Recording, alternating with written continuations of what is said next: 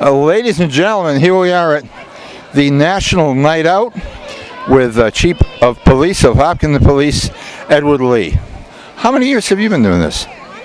Well, this will be the fifth year that we've had this event, and started when I got here.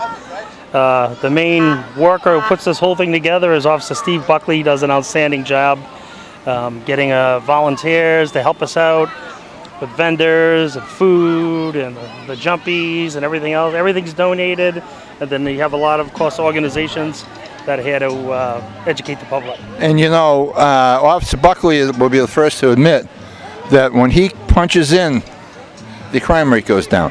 That's right. Good old Officer Buckley. One-man crime-fighting machine. That's right. So we have here some cruisers. You've got a lot of new cruisers, it seems. Is that right? Or you redid some, like the Yep. school resource officer. The truck is new, and that didn't come out of the budget. That came from a gift from Mrs. O'Brien. Oh, right. Yeah. And the car is an older cruiser, but we had repainted and dedicated it to the SRO, Phil Policy. It looks nice. Yeah, it looks looks really nice. And it has such good air conditioning. The windows were fogged up a moment ago. Yeah. So how many years have you been? 5 years now? Yeah, it was April 2014. This is the fifth year. I'm in my fourth year, but this is the fifth event. I get you. Yeah. So you happy you did it, no doubt. Oh no, it's a great celebration of the police and the community together, and a great time to educate people about what we do, and just to get together and have people know their offices. And as far as the department itself, where do you see your most activity? As far as as far as what kind of crimes or investigations are you? well, there's a lot of traffic offenses.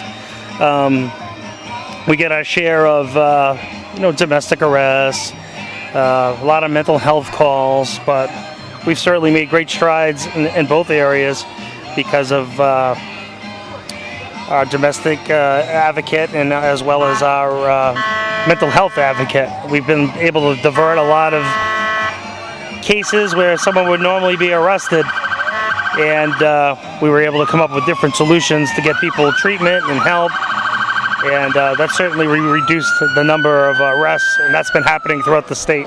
And now, when you say your mental health advocate, is that someone in the department? No, it's part of a regional group with Ashland. Sorry about the siren, by the way. Oh no, that's great. That's great. Everybody loves that. Usually it's the fire department blowing up. Yeah, you're right. So it's Holliston. Hey, buddy. Holliston, Hopkinton, Ashland, and Sherborne. And we share the advocate. We actually have two advocates now.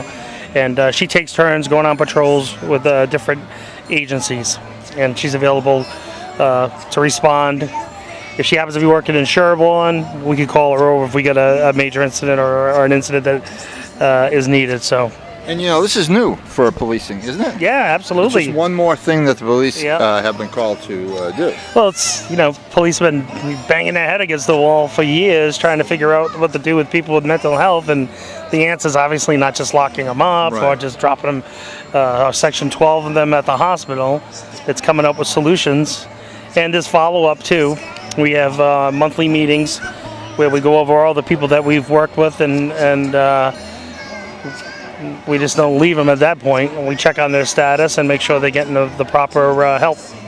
And so that's almost, as I was talking with a younger person not that many hours ago about the changes in society with the mental health. And I pointed out that there was a very large facility functioning in Westboro full of people that needed mental health help. Medfield, the same thing. Taunton, Worcester. Yep. There were, I think they called them mental hospitals. Yes. And they changed it to state hospitals. And they were everywhere. And now they're closed. And there are psychiatrists everywhere dishing out the magic potion, so to speak, and sometimes that just doesn't work. No. And the police have to make up for it. And now you're doing the follow-up Yep. that the hospital might have done.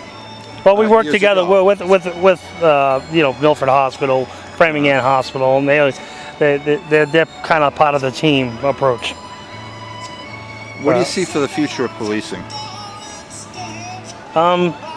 It's ever changing. It's always, you need to be innovative and constantly changing with the changing times. Are you using modern tools like surveillance, video surveillance?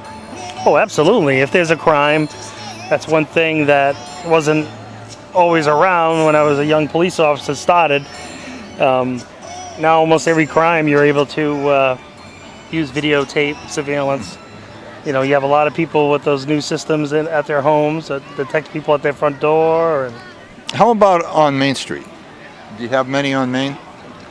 I think most businesses have cameras. I mean the police. Do the police have many on Main Street? Many surveillance cameras? Oh, no. No. No. Do you plan on it?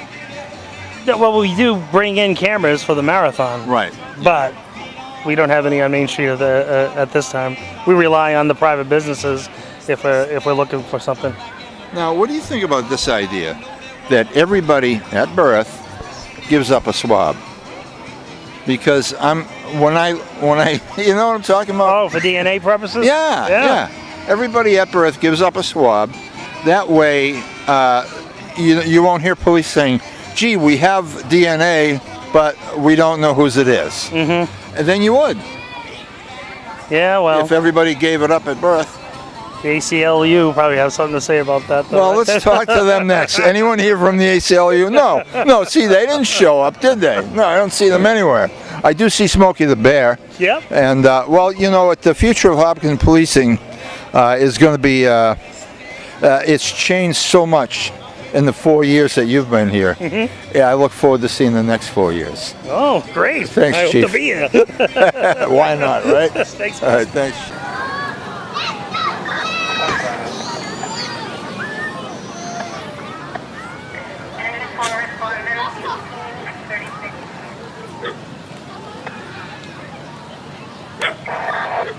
If you're still tied up, I can take that. Thank you.